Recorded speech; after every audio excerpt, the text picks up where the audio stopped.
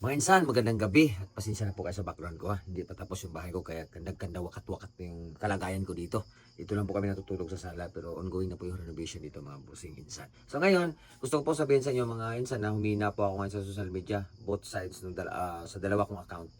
Dahil nga po maraming pagsubok na dumating na hindi ko lubos akalain na bakit ganun biglang nagsilatingan yung mga problema na ang hirap i-handle. Nakaraang March, pumasok yung matinding scammer po sa akin mga bossing at nawalan po ako ng gana doon kasi araw at gabi may mga nagre-report po sa akin via messenger po na na-scam sila ng 3,000, 5,000, 6,000. Then morning, tanghali, hapon, ayun lagi ako nakakatanggap ng mga mensaheng ganun tapos nagsisend po sila sa akin ng conversation patunay po na talagang na-scam sila kaya doon po ako tinamaan ako ng magaling mga bossing. Sino ba namang ganahan pang magawa ng content na nanakawin lang naman at easy money yung ginagawa niya. So parang nag-claim siya na siya po talaga ako. At marami pong mga, siyempre, maraming nagmamadali sa social media na gusto nila magkaganito, gusto nila magkaganyan ng gagaling po sa akin which is impossible naman po mga boss na ganun-ganun na lang kadali. So nagsisend sila ng pera ng walang double check. Ayun, dali sila. Babalik dito sa akin. Ako yung minumura, mga masasamang salita yung natatanggap ko. Kahit anong gawin kong balance mga bossing, affected talaga. Wala akong ganang gumawa ng content, wala akong ganang mag-edit. Talagang nag-iisip lang ako kung sino ba yung sa likod ng gawain yun na talagang makapal ang mukha, matibay din siya pagdating sa social media, magaling din siya mga scam. Kaya yun mga bossing, affected yung aking pagkikilos-kilos, lahat na lang. Sabi ko, puro na to problema. Kung ano yung gagawin ko mga boss, yun yung scammer na sa isipan ko. Doon nga yung mamatay ka na sana, kung sabihan ako ng ganun, may explain ako, hindi sila naniniwala na sa aking explanation na hindi nga ako yun. So, na-stop yung mga content ko, lalo na yung good vibes kasi walang gana mga boss. Walang good vibes na papasok sa isipan ko. Puro na lang pighati, puro lang sakit, puro na lang negative. Kaya yun, naglaylo po muna ako. Hopefully, makakabawi ako ulit kasi naugalian ko na talagang maghanap buhay sa social media at naugali ko na talaga yung parang masaya ako kahit walang views basta importante makapagbigay ako ng mga good vibes, makapagbigay ako ng mga tips DIY regarding pagtatanim, pag-aalaga ng hayop. Doon po ako masaya mga bossing. Yun akala ko okay na kasi naglaylo na po yung scammer. Marami ng mga umahabol sa kanya. Dami ng mga taong nag-a-attempt sa kanya ng makipag-negotiate. Ayun, biglang nawala. May mga nag-report sa akin na na-scam daw sila pero hindi na ganun kadami tulad noon. Pero ngayon tahimik na. Pero alam kong nandyan lang yan, naghihintay lang yun na pagkakataon. Pero basta masama mga bossing, hindi yan magtatagal. So ito, akala ko okay na lahat. Sabi ko ito okay na. Sabay po yung harvest ko ng tubo. Ang hirap magdala ng mga tao. From 19 piraso, 19 heads yung tao ko, nagiging 11 na lang kasi nawala na yung iba, may mga utang pa. So talagang masakit sa ulo. So ang hirap i-absorb yung mga rough, yung mga shaky sa hanap buhay pag hindi mo mai-handle.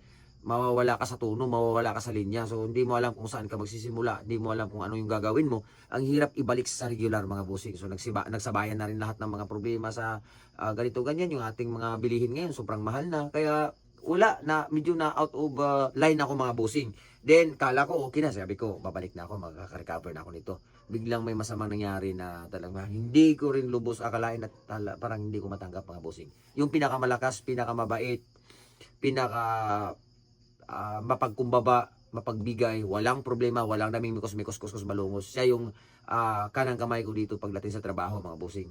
Yung tito ko, kapatid ng nanay ko, nag-suicide po siya. Gamit niya yung wire sa kurente. Doon na naman ako ulit.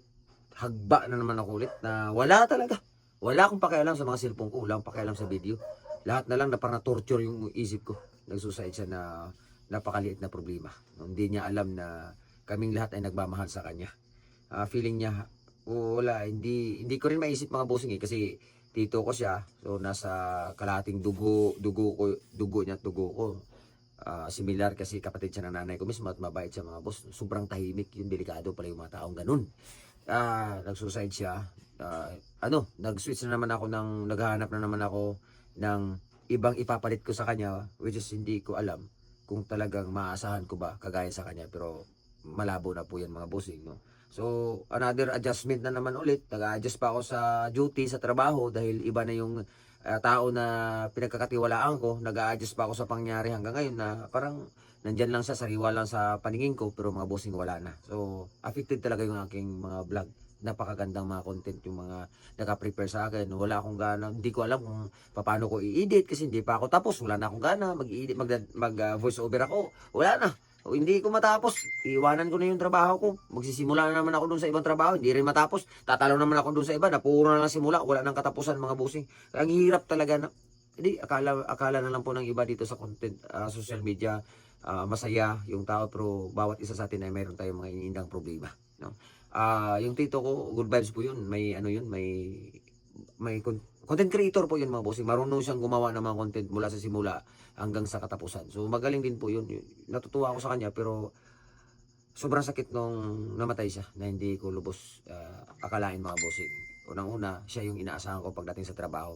Siya ang nagdadala ng mga tao doon. Pag sabi kong may 10 tao na pupunta doon sa area, puntahan mo doon, ikaw nang bahala sa kanila. Ayun mga bossing, malapit na sana ako mag last track eh. 2 tracks na lang yung naiwan eh, natira eh. Ano pa, nakatapas pa siya, tapos iniwan niya andun yung mga tubo ngayon na bago kong tanim, siya pa yung nag-araro. Kaya grabe ang pagsubok na dumating sa aking taon na ito. Grabe. Ngayong taon na ito mga bossing, grabe ang pagsubok talaga. Nung nakaraang taon concentrate ako sa vlog, kaya ang bilis ko nag 1 million followers. Ngayon, grabe. Ang hirap, sabay-sabay lahat. No? Pero hindi ako sumusuko mga boss. Ayan, may mga pending akong i-edit pa mga content, pero kaso lang ngayon nagsasabay-sabay rin yung nag-Thanksgiving din po kami mga bossing, kahit na may mga something na nakakalungkot. Birthday ko pa naman nung 18. Tapos kinansila ko rin po mga bossing dahil may kapitbahay po kaming sabay ang kasal. So nahihiya po ako na hindi ako pupunta kasi ilang beses po siya nagbalik dito sa bahay na papupuntahin talaga ako. Kung itutuloy ko yung birthday ko, hindi ko siya mapuntahan, baka magalit din po siya sa akin na bakit hindi ako pumunta. So kinansil ko yung kaarawan ko, na prioritize ko yung kanya para walang problema mga bossing. So ngayon, I hope na mag-okay na ang lahat, and then I will back to the field and maggagawa ako ng mga video para mabuhay naman ulit itong aking account, no? Kasi wala na, mingaw na, tahimik na po mga bossing. Walang buzzer, walang sakit sa dibdib, walang sakit sa ulo, pero walang inspiration, walang positive side na nakikita ko. Kaya ito mga bossing, sana no magiging okay ang lahat. So yan lang po pasensya po muna kayo mga boss, and siguro mga next month baka makakabawi na ako ulit. So abangan nyo na lang po. Maraming salamat.